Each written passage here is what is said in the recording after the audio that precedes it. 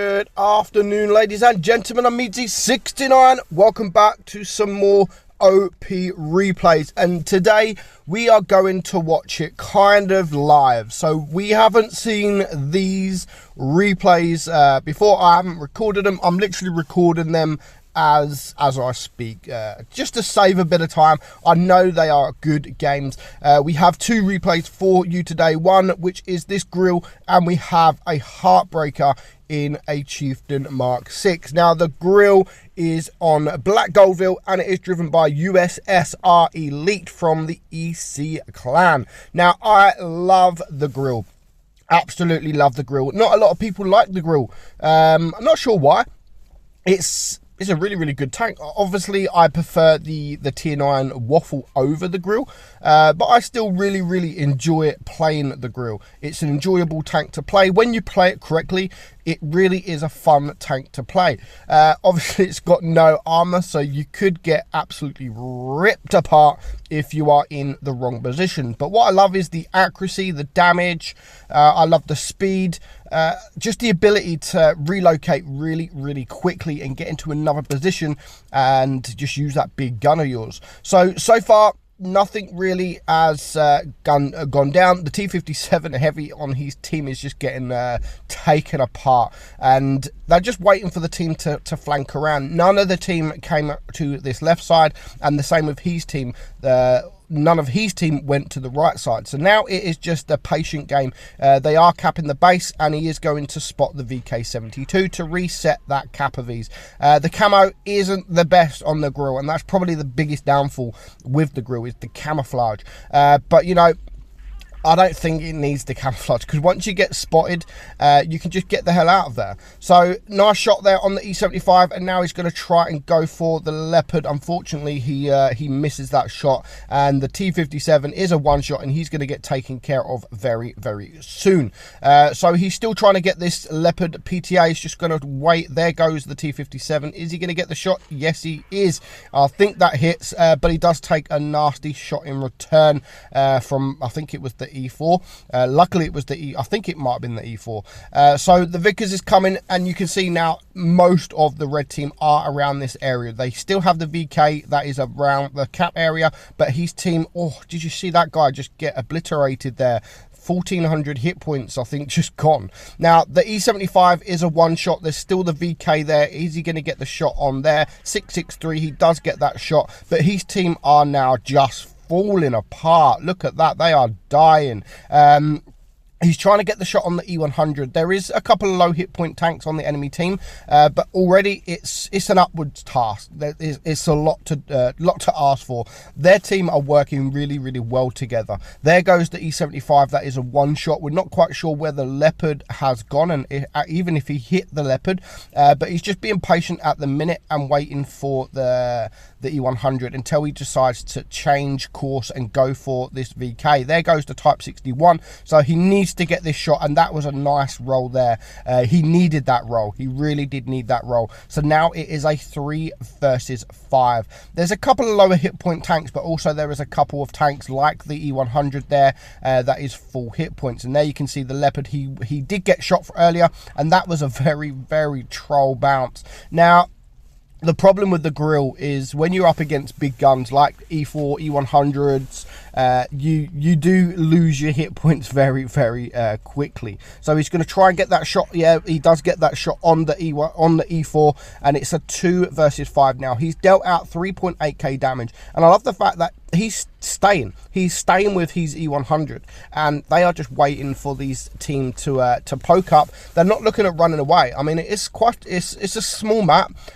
He could easily run away and come in from a different angle, but he's waiting to fight, and he's staying with this E100 to fight these guys that are coming around. Now the Vickers, is he going to make the mistake? No, he's not just yet, but the E4 is. Now the E4 probably should have been looking at the Grille over the E100. He could have almost taken him full hit points, to be honest, taken all of his hit points with a HE shot. Now the Vickers, he does make a mistake there, and no one wants to go for the Grille. They are going for the E100. At this point of the game, it's probably the right choice, but what a lovely teamwork this is. He unfortunately unfortunately doesn't manage to save the E100, but he does get a nice shot into him. So that's 4 kills now, 4.3k damage. What a miss there from the Leopard. Is he going to get the HE? Oh, he does, and he sets him on fire. How lucky can you get? RNGesus is on his side, and now it just leaves the E100 on the enemy team, who is capping the base. So at least we know exactly where he is. So 5.3k damage now, 76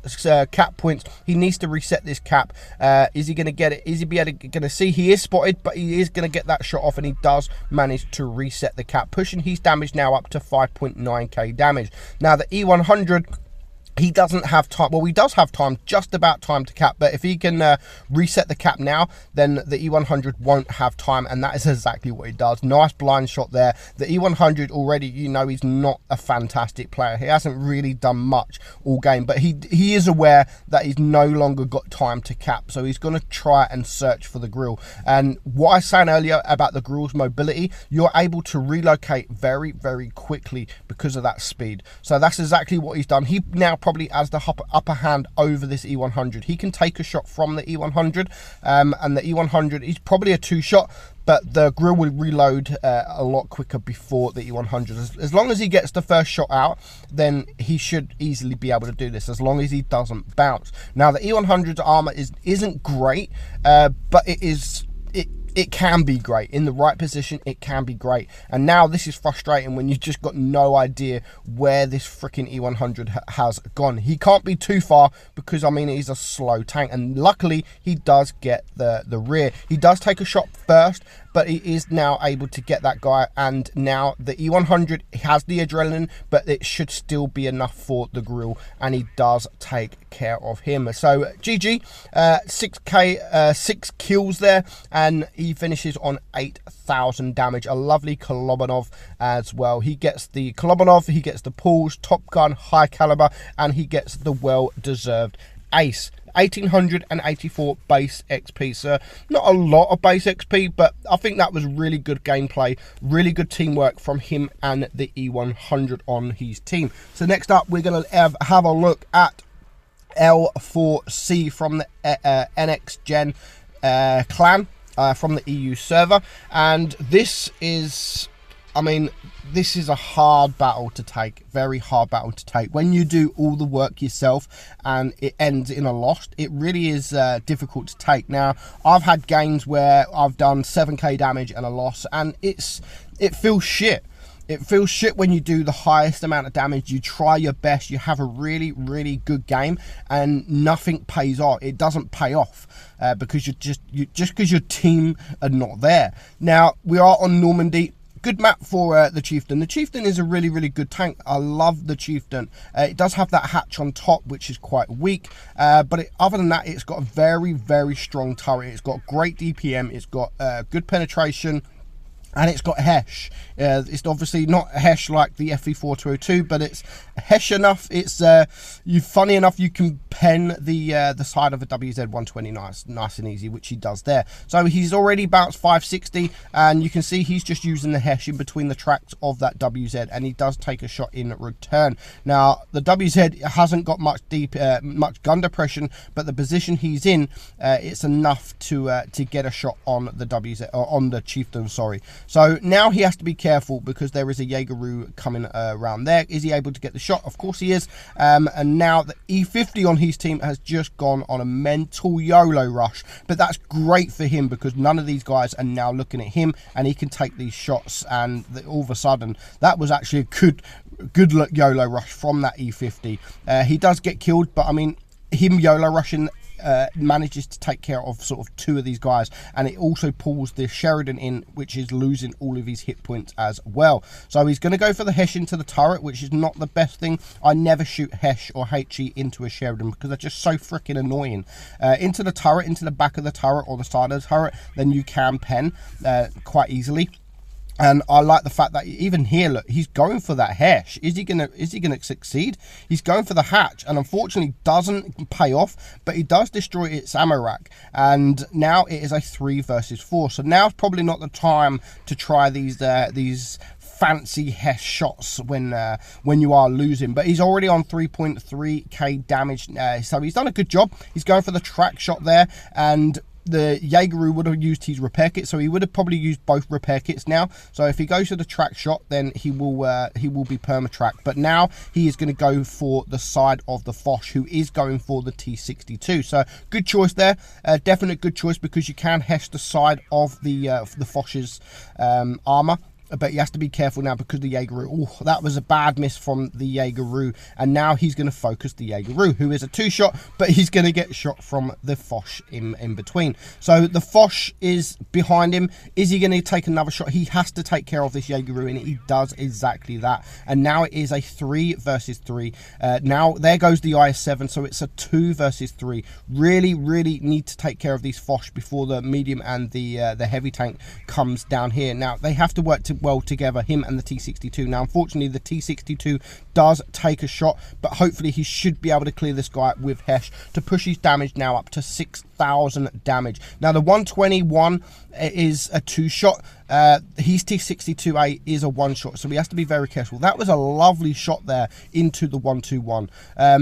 Brings him down to a 1-shot. Now the T62 is going to get taken out, but he is able to take that guy out. Now the AMX 50B, he should be able to HE to death. I mean, hold down it's going to be very difficult to HE, but if the 50B attacks him, then he should be able to get to the side of him, or even sort of behind him, and shoot these Heshes. But he needs to bounce a shot. The AMX 50B has now reloaded. He shot 1 shell. He's still got 2 shells left, so he needs to bounce a shell. If he bounces a shell, wow, that was a funny miss. And now he's shot 2 shells, I would be attacking him. I would definitely be attacking him, trying to get behind using the HE and face hugging or side hugging.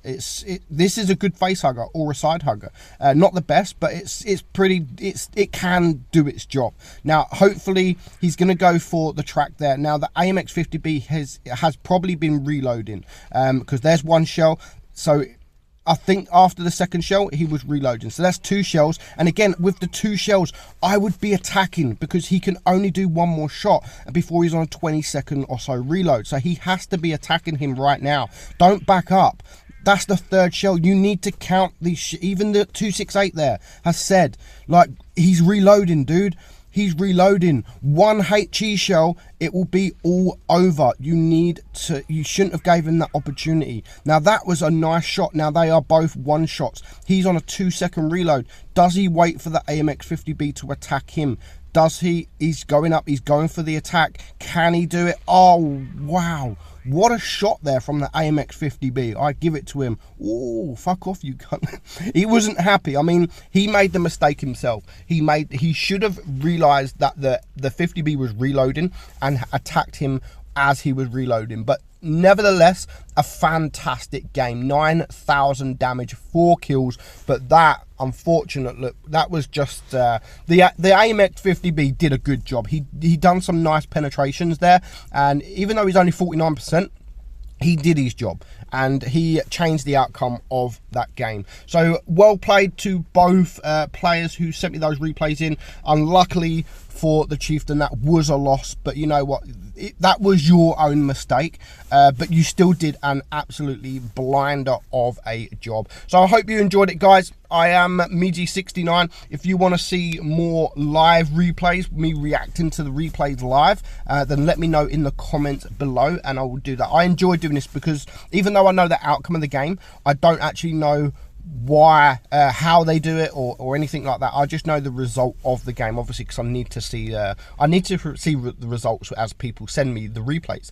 I'm not just going to pick a random replay and then it be a tier 10 1k damage or something, so I do need to see the damage, but I do like reacting to them live. So if you do like that, if you do want to see more, let me know in the comments below. The sound quality might not be great as I am recording this live on my phone. It isn't the best with the sound, etc. So I hope you enjoyed it, guys. I'm Meadsy and I will catch you all later for a live stream and tomorrow for a new video.